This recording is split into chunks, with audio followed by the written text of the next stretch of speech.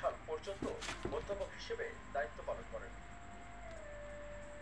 মোহাম্মদ ইউনূস দারিদ্র্যের বিরুদ্ধে সংগ্রাম শুরু করেন 1974 সালে বাংলাদেশে সংগঠিত দুর্ভিক্ষের সময়। তিনি বুঝতে পারেন স্বল্প পরিমাণে ঋণ দরিদ্র মানুষের জীবনমান উন্নয়নে কার্যকরী হতে পারে। সে বছরই তিনি তেভাগা খামার প্রতিষ্ঠা করেন, যা সরকার প্যাকেজ প্রোগ্রামের আওতায় অধিগ্রহণ করে। 2007 সালে সেনা সমর্থিত তত্ত্বাবধায়ক সরকারের সময় একটি রাজনৈতিক দল গঠনের ঘোষণা দেন ডক্টর ইউনূস। সেই থেকে দেশের অন্যতম বড় দল আওয়ামী লীগের সঙ্গে তার বিরোধ তৈরি হয়।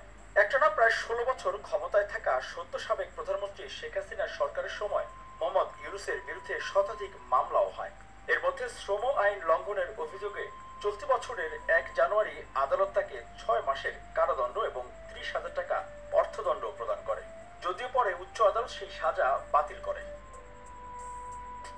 এমন নানা ঘটনা প্রবাহের মধ্য দিয়ে শেষ পর্যন্ত প্রবল গণ আন্দোলন ও রক্তপাতের মুখে শেখ হাসিনা ক্ষমতা এবং দেশ ছাড়ার পর আন্দোলনে নেতৃত্ব দেওয়া শিক্ষার্থীরা ডক্টর মোহাম্মদ ইউনূসকেই অন্তর্বর্তীকালীন সরকারের প্রধান হবার জন্য অনুরোধ জানান। মিরাজ হোসেন গাজী, বাংলা ভিশন, ঢাকা। সাফল্যের সঙ্গে রাষ্ট্র পরিচালনা করবেন এমন আশাবাদ বিএনপির মহাসচিব মির্জা ফখরুল ইসলাম আলম। নিয়ে কথা বলেন বিএনপির মহাসচিব। মনোনীত ব্যক্তি, যাকে আমরা গোটা জাতির পক্ষ থেকে এই দায়িত্ব দিয়েছি যে ইন্টারিম গভর্নমেন্টের দায়িত্ব তিনি পালন করবেন। আমরা অত্যন্ত আশাবাদী যে তার মতো মানুষ সফল নেতৃত্বে, যোগ্য নেতৃত্বে গণতন্ত্রকে ফিরিয়ে আনাটা হচ্ছে তার অন্যতম প্রধান কাজ, এবং তিনি ওটা যত দ্রুত গণতন্ত্রে ফিরিয়ে আনতে পারবেন ততই তিনি সাফল্য অর্জন করবেন। প্রথম তো হচ্ছে যে আপনার আইন শৃঙ্খলা এটা আপনার প্রতিষ্ঠিত করতে হবে, রক্ষা করতে হবে। তার জন্য এতে প্রধান অতিথি ছিলেন বিএনপি চেয়ারপারসনের উপদেষ্টা রুহুল কুদ্দুস তালুকদার দুদু। এ সময় তিনি শিক্ষার্থীদের আন্দোলনে নির্বিচারে হত্যার অভিযোগ তুলে আওয়ামী লীগকে নিষিদ্ধ করার দাবি জানান।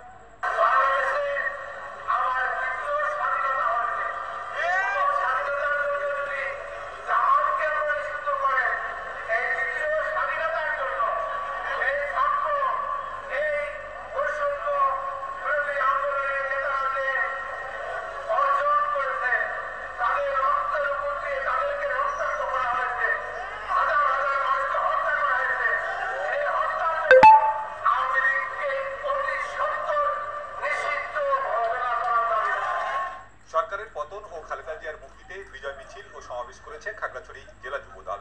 আখামারীতে বিজয় ও শান্তি মিছিল করে সাধারণ শিক্ষার্থী ও সর্বস্তরের জনগণ। শহরের শহীদ মিনার চত্বর থেকে বিজয় মিছিল বের হয়ে বিভিন্ন সড়ক ঘুরে আসে।